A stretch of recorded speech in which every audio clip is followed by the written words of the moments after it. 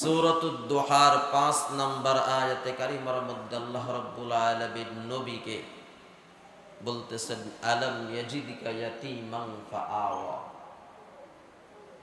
আমি কি আপনাকে এতিম অবস্থায় কি আমি আপনাকে পাইনি? আল্লাহ তাআলা নবীকে এতিম অবস্থায় পাইনি? কথা বলেন। আল্লাহ তাআলা নবীকে বলতেছেন, আলাম ইয়াজিদকা ইয়াতীমান ফাআওয়া। আমি আল্লাহ আপনাকে এতিম অবস্থায় পেয়েছি। ওয়াজাদাকা দাল্লান ফাহাদা। আমি আল্লাহ তাআলা কি আপনাকে পাইনি যে আপনি পথ হারা পথিক ছিলেন? আপনি তো পথ হারা পথিক ছিলেন। আমি তো আপনাকে সেই পথ হারা পথিক থেকে আমি আল্লাহ আপনাকে উঠায়া আমি আল্লাহ আপনাকে রাস্তা দেখাইয়া দিয়েছি। সুবহানাল্লাহ। ওয়াজাদাকা আইলান ফাআগনা। আর সেই নারী আপনাকে কি পাইনি? নিঃস্ব হত দরিদ্র অবস্থায় কি আপনাকে পাইনি? সে আপনাকে দরিদ্র অবস্থায় নিঃস্ব অবস্থায় পেয়েছে। আর সেই নারী আমি আল্লাহর অনুগ্রহ দয়ার মাধ্যমে ফাআগনা আপনাকে ধনী বানাইয়া দিয়েছে। সুবহানাল্লাহ।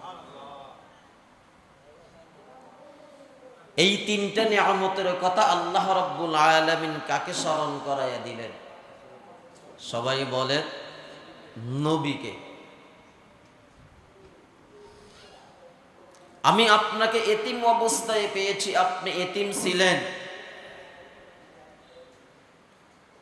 দুনিয়াতে আসার পূর্বেই আপনি তো আপনার বাবাকে আপনি হারিয়ে ফেলছিলেন। কথা বলেন ঠিক কি? বাবাকে হারিয়ে ফেলছিলেন। ভালোভাবে আপনি চলতেও পারতেন না। সেই অবস্থায় ৬ বছর বয়সেও আপনি মাকে হারিয়ে ফেললেন। আপনি তো এতিম। আমি আল্লাহ আপনাকে এতিম অবস্থায় পেয়েছি। আমি আল্লাহ আপনাকে এতিম অবস্থায় সেখান থেকে পেয়ে আমি আল্লাহ আপনার জন্য আমি আল্লাহ সবকিছু ব্যবস্থা করে দিয়েছি। সুবহানাল্লাহ। নবী আসলেন পথ হারা পথিক।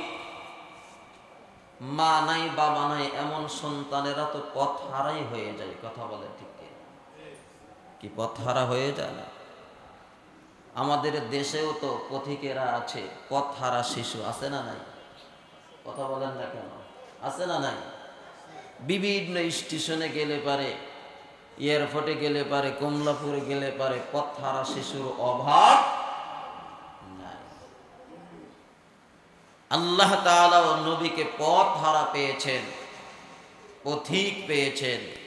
আমার আল্লাহ সেখান থেকে নবীকে উঠায়া আমার আল্লাহ নবীকে সঠিক রাস্তা গন্তব্যস্থান দেখাইয়া দিয়েছেন। সুবহানাল্লাহ। আল্লাহ তাআলা নবীকে স্মরণ করাইয়া দিচ্ছেন, বন্ধু খাদিজা আপনাকে তো নিঃস্ব অবস্থায় পেয়েছিল। ওয়াজাদাকা আইলান ফাআগনা। আপনার তো টাকাও ছিল না, বাড়িও ছিল না, গাড়িও ছিল না, কোনো কিছুই তো ছিল না। নিঃস্ব হত দরিদ্র রিক্ত হস্ত এমন অবস্থায় পেয়েছে। কিন্তু এই খাদিজা আমি আল্লাহর দয়া অনুগ্রহ আপনাকে ধনী বানাইয়া দিয়েছে। কি সুবহানাল্লাহ বললেন না? কত ধনী বানাইয়া দিয়েছে। এই জামানার বিল গেটস আর এলন মাস্ক তাদের কি সম্পদ ছিল? এর চেয়েও বেশি সম্পদের মালিক ছিলেন আম্মাজান খাদিজাতুল কুবরা রাদিয়াল্লাহু তাআলা। ওই সময় আরব দেশ সহ ওই সময় তো আপনি এখন যেগুলো দেখতেছেন সবগুলো মিলেই তো আরব ছিল। ওই সময়ের মধ্যে আরব কান্ট্রির মধ্যে ধনাঢ্যদের মধ্যে অন্যতম ছিলেন আম্মাজান খাদিজাতুল কুবরা রাদিয়াল্লাহু তাআলা। যখন নবীর সাথে বিবাহ বন্ধনে আবদ্ধ হন, আম্মাজান খাদিজাতুল কুবরা রাদিয়াল্লাহু তাআলা আনহার যত সম্পদ ছিল সবগুলো সম্পদ নবীকে দান করে দিয়ে সব সম্পদের মালিক আম্মাজান আল্লাহর নবীকে বানায়া দিয়েছে। আল্লাহ তাআলা এই তিনটা নিয়ামতের কথা স্মরণ করায়া দিলেন নবীকে। কাকে? সবাই বলেন নবীকে স্মরণ করায়া দিয়ে আল্লাহ তাআলা এবার বলতেছেন, বন্ধু এবার আপনাকে আমি আল্লাহ সতর্ক করে দিচ্ছি, সাবধান হয়ে যাবেন। ফাআম্মাল ইয়াতীমা ফালা তাকহার, আপনি কখনো এতিমদেরকে, ফাআম্মাল ইয়াতীমা ফালা তাকহার, আপনি কখনো এতিমদেরকে আপনি কখনো ফিরাইয়া দিবেন না, এতিমদের উপরে আপনি কখনো কঠোর হবেন না, কঠোরতা অবলম্বন করবেন না। সুবহানাল্লাহ। কে বলতেছেন? নবীকে বলতেছেন। আপনি এতিমদের উপরে কঠিন হবেন না, কঠোরতা অবলম্বন করবেন না। এটা বলে আল্লাহ তাআলা নবীকে অতীত স্মরণ করাইয়া দিলেন। আল্লাহ কে স্মরণ করাইয়া দিলেন? আল্লাহ। কারণ নবীও তো কি ছিলেন?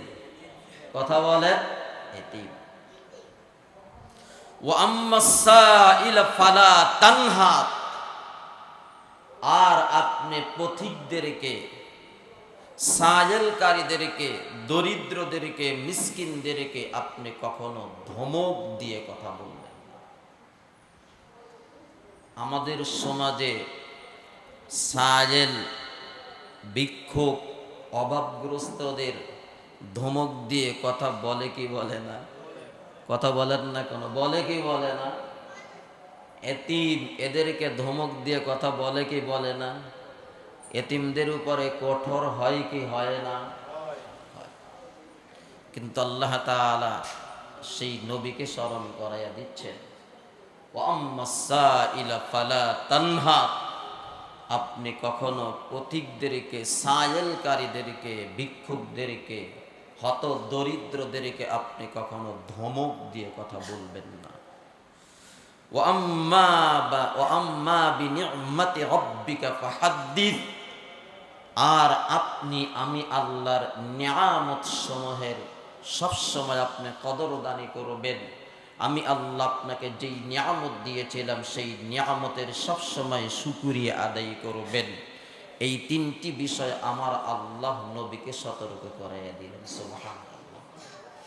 তাহলে প্রথম তিনটি আয়াতে কারিমার মধ্যে নবীকে আল্লাহ তাআলা কি দিয়েছেন? নিয়ামত। আর এই পরের তিনটা আয়াতে কারিমার মধ্যে আল্লাহ রাব্বুল আলামিন সতর্ক করলেন। কি করলেন? সতর্ক করলেন। এই ৬টি আয়াতে কারিমার মধ্যে ৮ নম্বর যেই আয়াতে কারিমা, এটাই হলো আজকের মূল আলোচ্য বিষয়, যে আল্লাহ রাব্বুল আলামিন সরাসরি কোরআনের মধ্যে যদিও আম্মাজান খাদিজাতুল কুবরা রাদিয়াল্লাহু তাআলা আনহার কথা আল্লাহ তাআলা আলোচনা করেননি, তবে পরোক্ষভাবে আল্লাহ রাব্বুল আলামিন কার কথা আলোচনা করেছেন? আম্মাজান খাদিজাতুল কুবরা রাদিয়াল্লাহু তাআলা আনহা। শুধু এখানেই নয়, আল্লাহ রাব্বুল আলামিন সূরাতুল লাইলের ভিতরেও আল্লাহ রাব্বুল আলামিন আম্মাজান খাদিজাতুল কুবরা রাদিয়াল্লাহু তাআলা আনহার কথা পরোক্ষভাবে আলোচনা করেছেন। সুবহানাল্লাহ। তো সেই জন্য আসুন আম্মাজানের কথা আল্লাহ রাব্বুল আলামিন কেন এত আলোচনা করেছেন? কারণ ইসলামের মধ্যে সূচনার দিকে যারা ঈমান এনেছেন এদের মধ্যে অন্যতম ছিলেন আম্মাজান খাদিজাতুল কুবরা রাদিয়াল্লাহু তাআলা আনহা। নারীদের মধ্যে সর্বপ্রথম, নারীদের মধ্যে, কথা বলেন না কেন, নারীদের মধ্যে সর্বপ্রথম কে ঈমান এনেছেন? সবাই বলেন, আম্মাজান খাদিজাতুল কুবরা রাদিয়াল্লাহু তাআলা আনহা নারীদের মধ্যে সর্বপ্রথম। আর প্রথমে যারা ঈমান এনেছেন এদের মধ্যেও আম্মাজান খাদিজাতুল কুবরা রাদিয়াল্লাহু তাআলা আনহা প্রথম দিকের একজন মুসলিম নারী ছিলেন। শুধু তাই নয়, আল্লাহ রাব্বুল আলামিনের ভালোবাসা মহাব্বত, নবীর ভালোবাসা মহাব্বতের কারণে সবগুলো সম্পদ ওই সময় দান করিয়ে দিয়েছিলেন। যেই সময় নবীর হাত শক্তিশালী করার প্রয়োজন ছিল, আল্লাহর পক্ষ থেকে আম্মাজান খাদিজাতুল কুবরা রাদিয়াল্লাহু তাআলা আনহার অন্তরের মধ্যে ইলহাম ঢুকাইয়া দিয়ে সবগুলো সম্পদ নবীকে দিয়ে ইসলামের যে পরিমাণ শক্তিশালী করেছেন, ইসলামকে যে পরিমাণ অগ্রসর করেছেন, ওই সময় এই সম্পদ যদি আল্লাহর নবীকে দান না করতেন তাহলে ইসলাম শুরুতে এ পরিমাণ শক্তিশালী হতো কিনা সন্দেহ রয়েছে। তো সেই জন্য আল্লাহ রাব্বুল আলামিন আম্মাজান খাদিজাতুল কুবরা রাদিয়াল্লাহু তাআলা আনহার বিভিন্ন আমলের কারণে আল্লাহর পক্ষ থেকে সরাসরি জিবরাইলের মাধ্যমে আম্মাজানকে সালাম পাঠাইয়া দিয়েছেন। সুবহানাল্লাহ। সরাসরি